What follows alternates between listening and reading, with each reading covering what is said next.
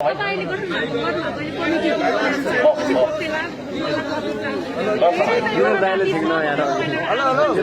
हजुर हामी सबै नेपाली छौँ त्यहाँ जातिको कुरा गर्दिनँ म जाति पार्टी र धर्मले जाति पार्टी र धर्म वर्ग र व्यक्तिगत स्वार्थ 5 तत्त्वले छिया छिया भएको समाजलाई जोड्न निस्केको मान्छे हो म है। फेरि दोहोऱ्याउँ, जाति पार्टी धर्म होइन तपाईँको चाहिँ वर्ग र व्यक्तिगत स्वार्थ यो 5 तत्त्वले होइन खराब तत्त्वले कुतत्त्वले छिया छिया बनाएको र फुटाएको तपाईँको चाहिँ यो नेपाल समाजलाई जोड्न निस्केको एउटा संस्कृति हो।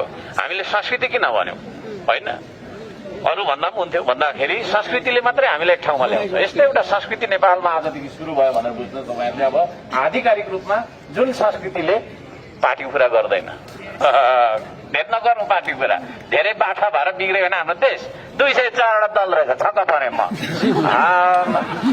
है। उद्योग कतिवटा छ? एउटा पनि छैन उद्योग है।